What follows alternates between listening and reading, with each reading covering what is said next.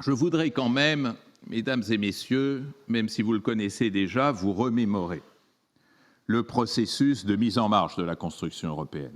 Que vous ayez bien en tête un certain nombre d'éléments qui vont se révéler déterminants et qui, d'un certain point de vue, le sont encore aujourd'hui. Je vais vous le montrer. Comment commencer l'histoire? Un vœu généreux, un souhait affirmé, celui des personnes que je vous ai montrées il y a un instant. Ça ne suffisait pas. En politique, la générosité n'est jamais un facteur d'accomplissement. Donc il a fallu une utilité. Quelle a été l'utilité de départ? L'utilité de départ, on le sait maintenant grâce à des travaux d'historiens assez élaborés sur le sujet, c'est dans la reconstruction qu'il faut trouver l'utilité de départ. Et notamment dans un Paris qui va être celui, encore une fois, du général de Gaulle, très présent dans toute cette histoire, qui pensait dans un premier temps qu'une coopération franco-britannique allait permettre la reconstruction, notamment d'une économie française démolie. Et très vite, on s'est aperçu que la capacité de la Grande-Bretagne de servir notamment les ressources en charbon nécessaires au développement de l'économie française n'allait pas suffire. Les difficultés des mines britanniques ont rendu très vite indispensable la construction d'un axe franco-allemand. C'est-à-dire qu'il n'y avait pas de choix. La reconstruction de l'Europe, celle de la France et de l'Allemagne en particulier, passait nécessairement, scientifiquement, je ne dis pas politiquement, pas affectivement, scientifiquement, par une mise en commun des ressources de charbon et ensuite d'acier. C'est donc bien un calcul froid d'utilité, qui d'ailleurs a été annoncé par un autre grand de la construction européenne, Robert Schuman, dans son fameux discours du 9 mai 1950. Eh bien, le fameux discours, qui est d'ailleurs célébré chaque année, prononcé par Robert Schuman le 9 mai 1950, parle d'une construction fédérale des besoins économiques de l'Europe. Vous voyez que c'est du Mitrani, besoin, que c'est économique, que c'est utilitaire.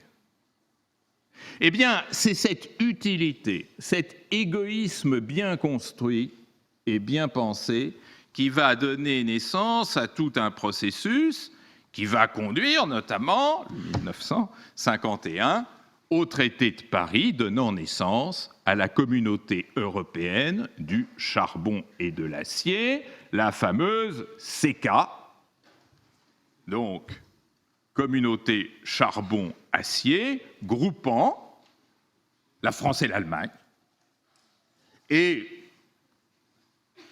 s'ajoutant, je n'ai pas dit s'alliant, il n'y a pas d'alliance dans tout ça, à cet agrégat franco-allemand, déjà ce noyau franco-allemand, la Belgique, le Luxembourg et les Pays-Bas, ainsi que l'Italie. C'est le noyau de la grande aventure européenne, avec cette base très utilitaire, très pragmatique, j'oserais dire très intéressée, de mise en commun des ressources en termes de charbon et d'acier.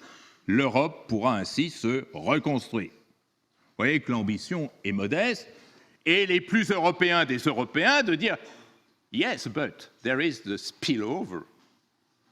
On pourra aller plus loin. Alors le spillover, il est déjà dans la tête des acteurs. Le 25 mai 1952, un peu plus d'un an après, les mêmes 6 États vont se retrouver à nouveau à Paris pour signer la Communauté européenne de défense, la fameuse CED,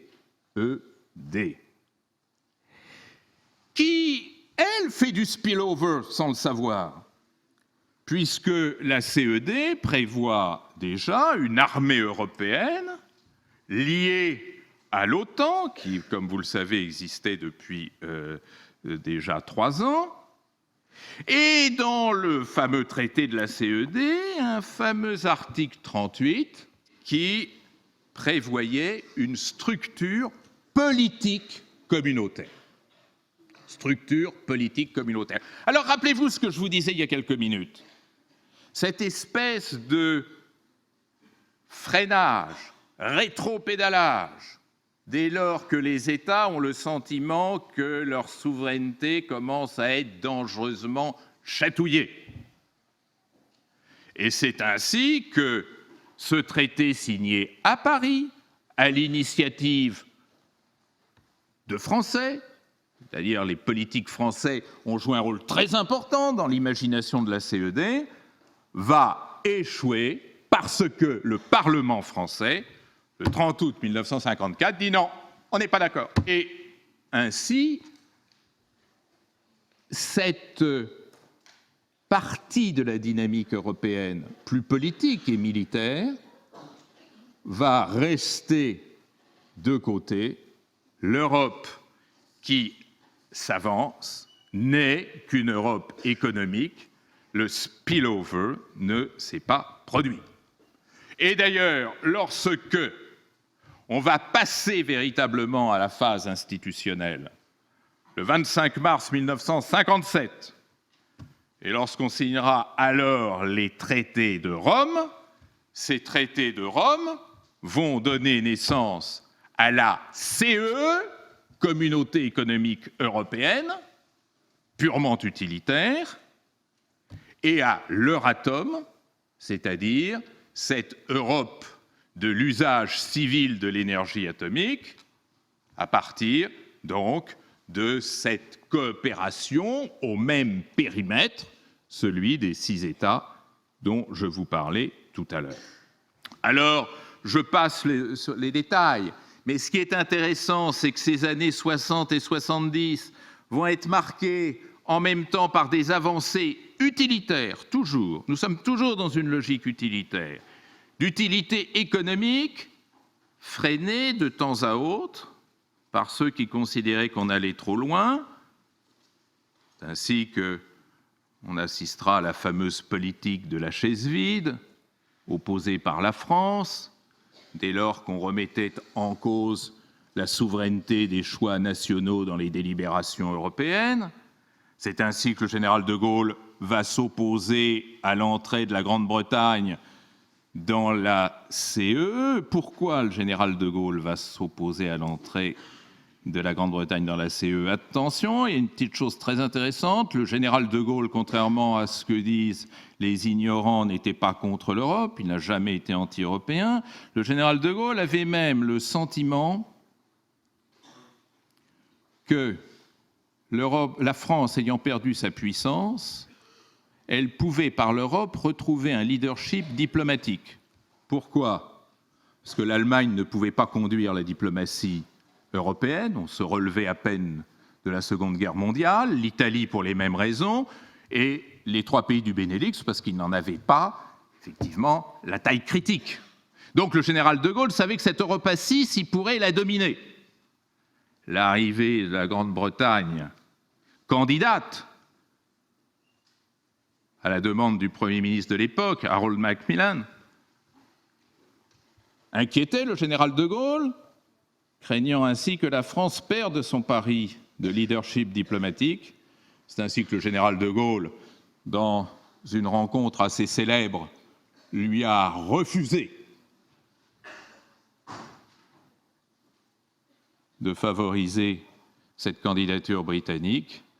En revanche, tout ce qui va dans le sens de l'utilité économique poursuit son chemin. Rappelez-vous certaines dates. 15 octobre 1970, le plan Werner. Le plan Werner, c'est le plan qui, pour la première fois,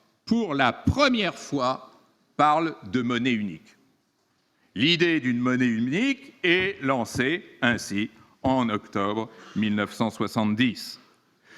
Des phases d'élargissement que vous connaissez, Et en 1979, l'autre bout de la décennie 70, qui n'est pas n'importe laquelle, puisque c'est le début vraiment des grands processus de mondialisation, apparaît le système monétaire européen, prélude à la monnaie unique. Donc nous sommes partis pour la grande aventure monétaire européenne. Nous sommes toujours dans des logiques d'utilité.